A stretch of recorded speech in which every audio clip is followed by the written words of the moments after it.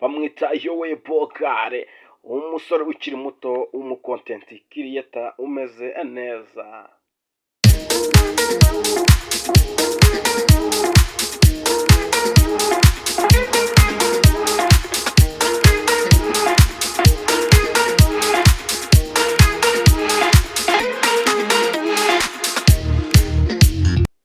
Biragoye ko wavuga ko utamuzi, dore ko ari umusore wazamuye cyangwa se wagiye ukora kontenti nyinshi zigiye zitandukanye, ariko akaba yaramenyekanye ageze kuri kontenti yo kuba yahura n'abasitari bagiye batandukanye, akababwira ati munkundise abantu bankunde cyane, ati banyita Yowe Bogare.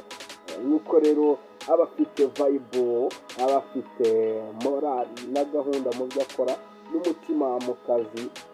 Ubu rero Yowe Bogare dore ko yabashije kuba yabona umukunzi, ubu bari mu munyenga w'urukundo, bagenda babifiringa gake gake, bamwita Rogisa cyangwa se umwite Queen of Interview nk'uko agenda nawe abitangaza. Uyu rero Yowe Bogare yabashije kuba yakunda uyu mukobwa ariwe bita Rogisa, akabasha kuba yavuga ati uyu niwe mukobwa nabonye nkumva ndanyuzwe. Ariko Yowe Bogare dore ko ukimwumva uvugira ngo n'urusore rwa danje, ariko mwahura ukibaza ati se bimeze bite, ati uri Bogare cyangwa se uba wishinyagurira, dore ko ari umusore ukiri muto ufite n'imyaka mikeya, ariko uko aba afite confidence cyangwa se uko yiyumva birarenze. Reka twumve uko urukundo rwabo bimeze, twumve ngo bigiye bimeze gute, tumenye ngo Yowe Bogare se na Rogisa bari mu rukundo bimeze bite. Se aba bana bakiri bato bashaka kuja mu nkundo z'iki, ntibashaka kwitesha umutwe cyangwa se kaba ari agatwiko se? Reka tubashe kuba twamenya buri kimwe cyose cerekeye kuri aba bombi, Rogisa ndetse na Yowe Bogare.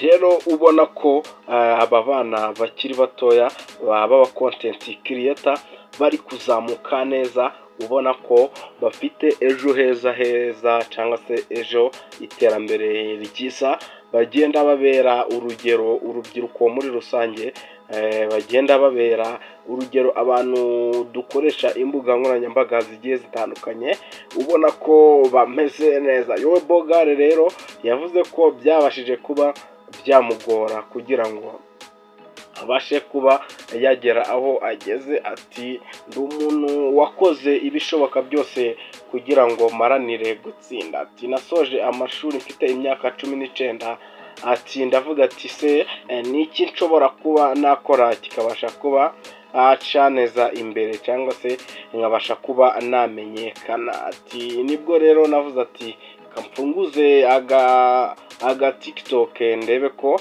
nagerageza nkakora bigakunda. Yaravuze ati natangiye bigorana, atariko kudacika intege nico cambere, ati kandi ukibuka ibyo urimo, ukibuka intego uwihaye, ati gake gake nibwo rugendo, ati amaherezo birangira ugeze aho wifuzaga. Ati wowe upfa kudacika intege ugakora cyane, Imana ikagenda ibigufashamo.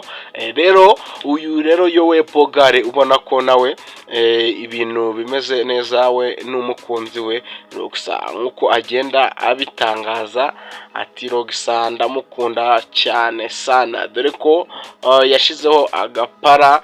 Yowe Bogare bagenda banavuga ko asa nka gisupusupu, sinzi nawe nimba ariko ugenda ubibona, bavuga ati se igisupusupu yaba ari we ise wa Yowe Bogare. Ariko Yowe Bogare we avuga ko atari byo, ari amagambo y'abantu, ati abantu basa batagira isano, ati ntabwo mbizi njyewe.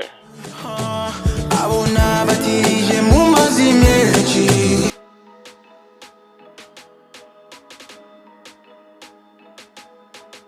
Navuga ko ari couple y'aba content creator, ubona ko bafite urukundo, ubona ko bafite gahunda yo kuba bashira hamwe bagafatikanya bagakora bakareba ko havamo ikintu kizima cyangwa se ikintu gifatika, ubona ko nta mikino baba bafite habe namba. Rero nababwira ati bakomeze kuba bashiramo imbaraga mu byo bagerageza gukora. yowe pokare bizaza nk'uko agenda abivuga. Rero nshuti dukomeje kubona muri iki kiganiro, mwese ko nimba utarakora subscribe igikore kugira ngo ibindi biganiro byiza tuza tubagezaho bizobageraho ku gihe. Mwari kumwe na Benjamin, ndabashimiye, Imana ibarinde, ndabakunda cyane, ciao ciao.